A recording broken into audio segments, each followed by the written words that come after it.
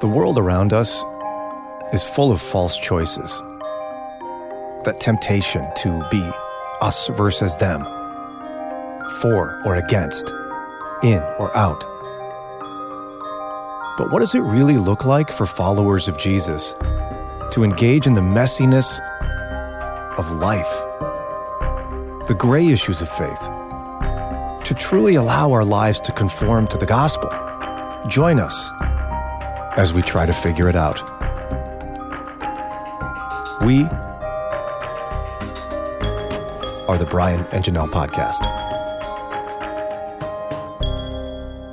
There's an issue that many followers of Jesus are encountering with Amazon that I think is worthy of discussion here. Janelle's been pumped about this one. That's our lifestyle. Like, we need to figure this out. I mean, we know that the intensity at which that's your lifestyle is pretty high, but most people do it. I mean, my Amish neighbors use Amazon.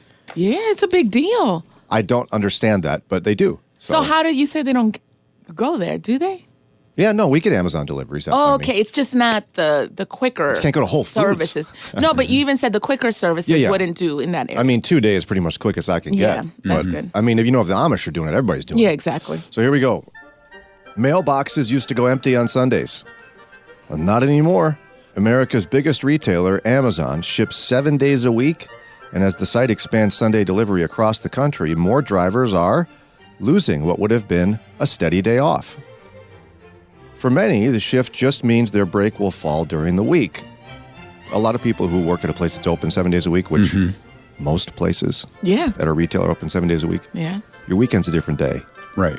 But for some Christians on the job, the new delivery option conflicts with Sunday church services and their conviction not to work on the Sabbath. Amazon's 7 days a week schedule has already led to 2 lawsuits from drivers who were fired for not working on Sundays. Both claimed religious discrimination under Title VII, alleging their employer had not provided, quote, reasonable accommodation for them to work other days. In one case in Florida, a Sabbatarian Christian lost his job working for a delivery service contracted by Amazon, and the Equal Employment Opportunity Commission launched a lawsuit on his behalf. He secured a $50,000 settlement from his former company called Tampa Bay Delivery Services, and they'll undergo religious sensitivity training. Wow. Now, again, if you haven't noticed, like Ron, a couple of years ago, right? Amazon used to have an exclusive deal with UPS. I think they started exclusive. Then they started to buy their own fleet because they had more than we could handle, probably. Yeah. And they contracted with the Postal Service as well. And they have, I think they created incentives for people to start their own shipping companies, basically, that would be exclusively contracted with Amazon. So these Amazon trucks generally are owned by something like Tampa Bay Delivery Services. Something like that local. FedEx does similar. Oh, do they really? Yeah, a lot of the FedEx trucks you see are owned by a person who started his own company, and now he has a fleet of 10 FedEx trucks. See, around me sometimes people will drive their car to deliver stuff. Wow. Have you ever had that? That's crazy. Like, who's here? Oh, I guess it's You know what, though? Amazon was doing that for a little bit. Yeah, UPS too. Yeah, it would be like random people, which was actually a little uncomfortable. So I'm glad they got their own trucks. The people were great. I'm just saying it made it kind of weird. Now, for a postal worker in Pennsylvania, the case is making its way through the Third Circuit Court of Appeals after a district court ruled last year in favor of the U.S. Postal Service. Oh. In some cases, people are winning their right to not work on Sunday if they believe that's their religious right to do that. Yeah. But for the U.S. Postal Service, people have been losing cases. So a guy named Gerald Groff is an evangelical Christian who began working as a rural mail carrier in 2012, a part-time role rotating through holiday and weekend routes based on demand. So after the station he was working for began contracting with Amazon for Sunday delivery, he transferred to another rural station because of his convictions. When that one started Sunday routes, he tried to adjust his schedule and swap days, but ended up missing 24 Sundays of work, which led to being let go. You miss 24 days, I mean, any job, you're going to lose your job. So a legal team issued oral arguments on his behalf, saying the U.S. Postal Service discriminated against him because of his faith. Now, Christians have lamented for years the shift away from businesses observing the Sabbath for decades. Yeah. In fact, back in 1963, Charles Collar, President Emeritus of Northern Baptist Theological Seminary, wrote in Christianity Today, Too largely, the Sabbath day has been reduced from a holy day of spiritual replenishment, instruction, and correction to a mere holiday for pleasure-seeking or to just another day of merchandising. 2 years later, the U.S. Supreme Court ruled that blue laws restricting Sunday commerce were constitutional. They were. Yeah, you can still do it. But in the late 20th century, states repealed blue laws with the backing of Christians and non-Christians. You got to remember that they are constitutional. They were ruled constitutional. But nobody wants them. Yeah. Should we be surprised in a society where Christians are basically the minority now? Right. That people don't feel like they should have to stop doing things on Sunday? You know, Makes sense. I mean, we may not like it. From their perspective. But from their makes sense. perspective, it makes sense. Yeah. So even among evangelicals, the range of views of whether Christians are commanded to spend the Lord's Day in observance of the Sabbath, there's a big range of views. Some believing the rhythms of rest and worship can take place other days of the week. Some people are like, listen, you can observe the Sabbath whenever you want. Yeah. But for Sabbatarian Christians, like who are really committed to it, they set aside most housework, yard work, schoolwork, everything on Sunday. The question becomes, what do you do in these circumstances? Like if you're somebody who really wants to be able to worship at your church on Sunday, what's your obligation? I have a friend who is a 7-day Adventist, and what they've done throughout the year, before you get a job, you tell them this is non-negotiable. So you find out ahead of time. Right. Even as a business owner, my frustration would be that, like, why wasn't this discussed before? For example, my sister's about to get a job, and she has a child that goes to the hospital a lot for a condition she was born with. And that came up in the interview. Like, your employers have to know, listen, I can spend every 6 months a few hours in the hospital. That's my only resistance with that. I don't got a problem with your stuff. I'm just saying, as a believer with integrity, bring it up ahead of time. If I'm going to try to speak for people I don't understand, but you got delivery drivers, right? That was the deal. They didn't have to say it because nobody delivered on Sunday. You follow what I mean? True, like the mail carrier. The mail carrier or the Amazon delivery driver, that was like, I'm sure it was even one of the ways they appealed to people to get a job, right? It was, we don't deliver on Sunday. You get every Sunday off. Right. I mean, Chick-fil-A does it. Yeah, they do. Hobby Lobby. Now, with that in mind, there was one pastor who's a strong Sabbatarian. He is, where is his name? Something Pippa, which sounds like he's from Lord of the Rings.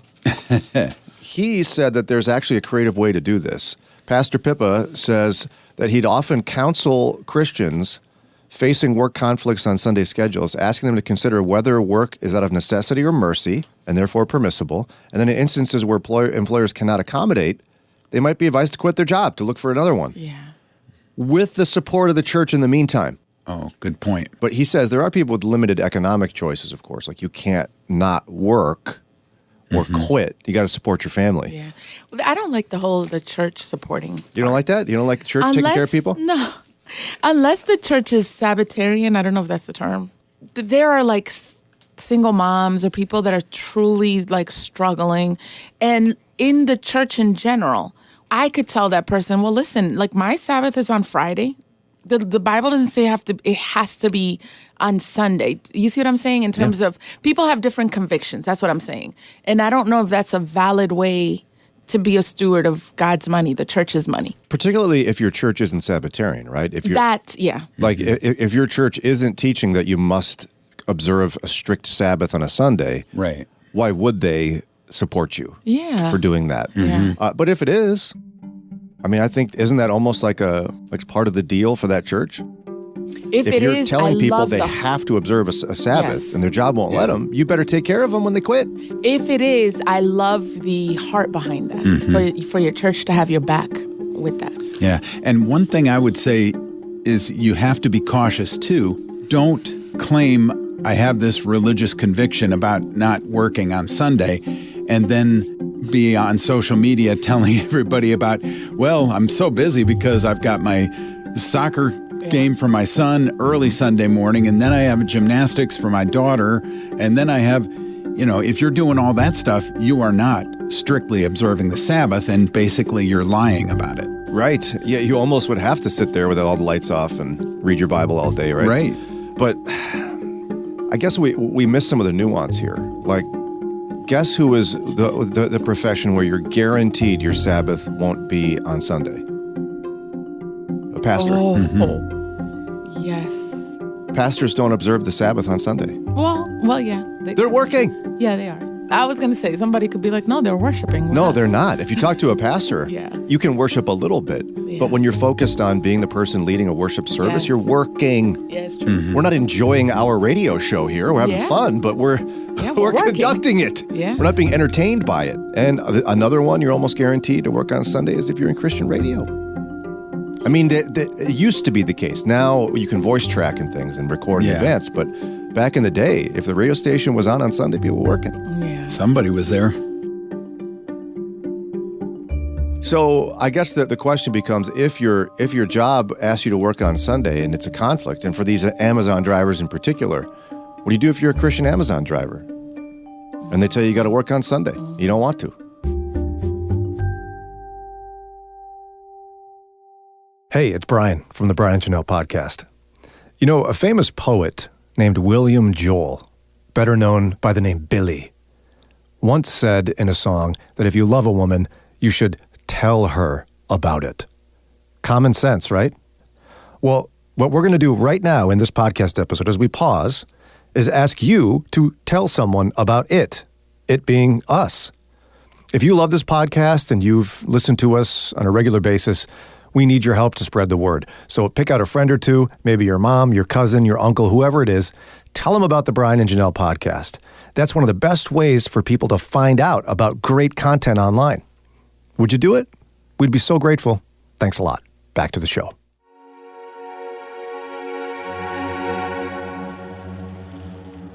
We're seeing in Christianity today that there's been an increase in people filing lawsuits and or losing their jobs in the U.S. Postal Service and various Amazon delivery services as both of those organizations expand delivery across the country on Sunday. And it creates a dilemma of what to do. Yeah. When you're asked to work on Sunday and you don't want to because of your faith. Sorry, Janelle, go ahead. Sorry for the interruption. That's the fine. Postal Service, did that just switch? Like that just like crept on us, like mail showing up on Sunday. But there's like straight up people working on Sunday from the postal. Well, that's where Ron is right, where he's saying that some particular post offices are contracting with Amazon to deliver on Sunday. That's what it is. Did that start recently? It's been a couple of years, I think. Okay. Yeah, I had a couple times on a Sunday. I was kind of startled by the U.S. postal Yeah. worker, like, oh, hello. Yeah. Thank you for package. Yeah. Okay, let's see what you think about this. So, I mean, what is the delivery driver to do who wants to worship on Sunday and is suddenly asked to deliver? Anthony in Cleveland, what say you, sir? Yeah, this is my first time ever calling you guys. But Yeah, Anthony. Team Brian, right? I listened to this radio station in Cleveland, it's 103.3, and I listened to it in the afternoon. I listened to Tony Evans. But anyway, to get back to what we were talking about, I am a driver. I don't work for Amazon, but I do work for a delivery company that does require me to work on Sundays. Okay. My thinking is that I don't believe that God is going to condemn me because I have to work on Sundays from time to time in order to support my family. Now, I am a assistant pastor at my church, and my church knows that from time to time I have to work on Sundays, and my job knows that what I do for my church, and they do give me leeway. But the point I'm trying to think is that even Jesus was condemned for healing a man on the Sabbath. Mm-hmm. And they looked upon him as like doing work. And I guess my whole point of the matter is I just don't feel like that my God and his graciousness and his mercy will hold me to the fire or condemn me for needing to take care of my family because, I have to work on Sundays. And like I was saying in the call screen, is that during the course of the day while I'm working, the Bible tells us that we will be in perfect peace with our minds stayed on him. Yeah. Yeah, I know there's a lot of people who are with you on that. I guess the challenge becomes, what do you advise a colleague to do, Anthony, who doesn't agree with you on that theological point, says, oh no, I have to be off on Sunday. That's the day I worship. What would you advise them to do if they got in some trouble at work? Do they fight it in court? Do they quit? What do they do? At that point, my question would be, well, how much do you trust God? How much do you believe in God? Do you believe that God is merciful? Do you believe that God is gracious? You're going to hold to the fire because I question that person's motive or their mindset it's like, well, I got to take off because this is my Sabbath, and you're going to hold your job to the fire. I just don't believe that in God's ultimate mercy and his ultimate grace that he looks down upon us like, well, you're working on Sunday, and so I'm not going to forgive you, or I'm not going to keep you, or I'm not going to hold you in the hollow of my hand because you're trying to do what you need to do to take care of your family. Totally understand your position on that, and I know a lot of people would go down that road of trying to change someone's theological mind. Fair enough. Anthony, love that you called. Thanks for calling us, man. Don't be a stranger. Thank you for having me. Have a great day. You bet. Here's the challenge in this day and age. Like, I'm not certain I would have the energy to try to change someone's theological position. Mm-hmm. Right? I mean, really, when it gets down to it, someone comes to you and goes, oh, I'm a Christian just like you. I can't work on Sunday. I'd be like, I'm not that way. Well, I am. Yeah. Okay, now what? Mm-hmm.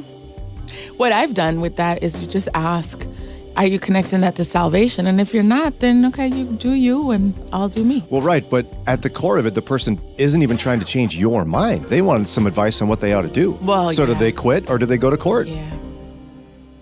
Lori in Willoughby, what are your thoughts? It's my first time talking to you both. Yay! Hey, we're celebrating. I just went through personally with me. I was looking for a job, and it was pretty hard thinking, well, I don't want to work on Sunday because I am on the worship team, and I do like learning God's Word and being with fellowship. It is very important in growth. So then I did finally, yes, I found a job that I do. I'm off on weekends. Mm-hmm. If I was in a job and all of a sudden I had to work on Sunday, I would, if all possible, look for another job. But there are jobs that you cannot help. They got to work on Sunday. But so what do you do? Yeah. So I'll be in prayer. I'd be right back in prayer. And if they're going to be changing it and saying I have to work on Sunday, I'd be back in prayer, and I would not listen to man. So would you walk away? Because at some point, you got to make a decision. Do you walk away from the job or take them to court? I would just walk away. And see, I'm so glad I got you there, though. Okay, so why would you walk away? Because I would mostly witness. I would give them the reason and tell them more about the Lord and about salvation. Because a lot of times, if they don't understand, they don't really have the Lord in their heart. You gotta have Jesus Christ in our heart. Yeah, no, you're totally right, Lori. Thank you so much. My presumption is then that she's saying that it would be a bad witness to go to court. Yeah, that's where I was trying to get her. But. And I like, she didn't mention it, but if that's your conviction, to walk away takes a lot of trust, and I like that idea in terms of the Lord will provide, and you walk in obedience. Sammy in Elyria, what are your thoughts? Actually, my thoughts are first to talk about the difference between the Sabbath and any other day of the week. The Sabbath is actually Saturday. We can have a day of rest whenever we want to take a day of rest, but God, after creation, rested on the Sabbath, the sixth day. And so Sunday/Sabbath is being interchanged incorrectly in terminology. But I mean, somebody who's a delivery driver who disagrees with you on that is probably not going to change their mind if you just go, "Hey, you got the wrong day," because then they still then they can't go on Saturday. Yeah. Exactly. So to be specific to your question, yes. If I were in that position of, you have to work on Sunday if you're going to work for us, I would go ahead and do it, depending upon, to put it bluntly, how desperate I was to get a job and take care of my needs / family needs, if that is the case. And so I would do it. And like that gentleman a few phone calls earlier said, he still worships listening to music in his truck as he's going from A to Z, Sammy, thank you so much for the call. Totally get where you're coming from. It's that third rung, right? The third option. Right. It's where some people really can't do either or. They've just got to work. Yeah. That's it. And Scripture is very clear that if you don't provide for your own family, you're worse than an unbeliever. So that's right. I totally get that. Thank you, Sammy. Appreciate that. Lori in Cleveland, what are your thoughts? I was a nurse for over 30 years, and hospitals run 24/7. And Right. if I had felt that way, I would have chosen another profession, because we have to also look at the owners of the businesses. The businesses have to go on also. And that's showing love to not try to promote myself above my coworkers by saying, well, I can't work Sunday, so then Jewish people can't work Saturday. And it would be, chaos. It would not be, to me, the loving way. The better way would be to find a job where I don't have to work on Sunday. We can worship any day. Absolutely. And you're right. Paul does address that in Colossians 2. Thanks for bringing that up, where I think that the majority opinion among evangelicals is that Jesus didn't confirm the strict Sabbath observance in the New Testament. Therefore, while we ought to observe Sabbath, like rest, worship, there isn't as stringent of a rule for it. You could do it any day. Yeah. But there are people with different convictions Yes, there are. that are saved and sanctified and, the whole deal. Right. Yeah. So, and this is where it's interesting how often, like, we have to really narrow down what are the essentials for following Christ, and how quickly can we change someone's strongly held theological position. I mean, we've had at least one caller that was like, oh, what would I do if a colleague said, hey, I might have to quit my job or go to court because they're making me work on Sunday. I don't want to. I don't think I should. Their first reaction is to change their theology, and presuming you could do that in one discussion or at all. Yeah. Like, I don't even think that's worth the energy. Right. If it's not a salvific issue, if it's not a theological issue that saves you, what would be the point in exhausting a theological debate when someone's got a legitimate conviction? Yeah. Paul didn't say when people are convicted about eating meat sacrificed to idols, he didn't say convince them they're wrong. Do what you would be convicted to do, and don't try to make each other stumble. Yeah. He's trying to dispel unnecessary debates. Yeah, exactly. I like this angle Mike presents. He says, I would advise someone in this situation to follow their convictions, which we've said. But he goes on and says, however, I would say if you're going to file a lawsuit, examine yourself and the way you spend your Sundays. If you truly always use that day for the Lord, then God will be with you. Right. If you don't, then just quit.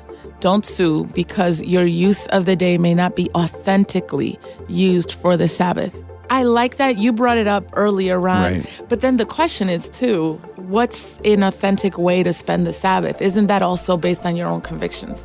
Because somebody else could look at you and say, well, you mowed the lawn, and that may not be part of how they feel they're spending the Sabbath. Yeah, and there are religious groups that strictly observes the Sabbath.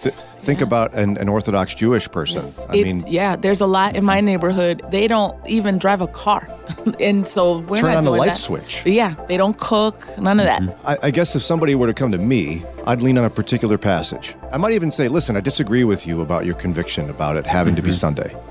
But that's okay. Yeah. I don't need to change your mind. Yeah. Because I don't think that's worth the debate and wrecking a relationship, because it's not what saves you. I would lean on, I love Romans 12. Romans 12:17 in the New Living Translation says, never pay back evil with more evil. Do things in such a way that everyone can see you are honorable. Do all that you can to live in peace with everyone. Yes. What I'd recommend is that you make a decision that will allow you as best as you can to live at peace with everyone. And I think oftentimes, what does that mean? Just leave.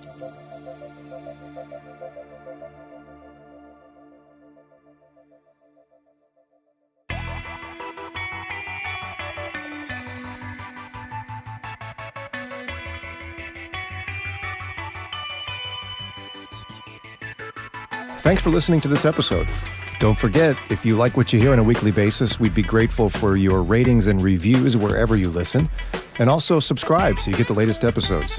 Follow us wherever you are on social media and search for us online. We're at brianandjanelle.org. Don't miss our weekday morning show with conversations just like this. You can listen on the Moody Radio mobile app or again at our website, brianandjanelle.org. Special thanks to the talented team of individuals who tirelessly put together this podcast every week. Josue Villa, Mike Reynolds, and Ron Eastwood. The Brian and Janelle podcast is a production of WCRF Moody Radio Cleveland. Until next time, we're Brian and Janelle.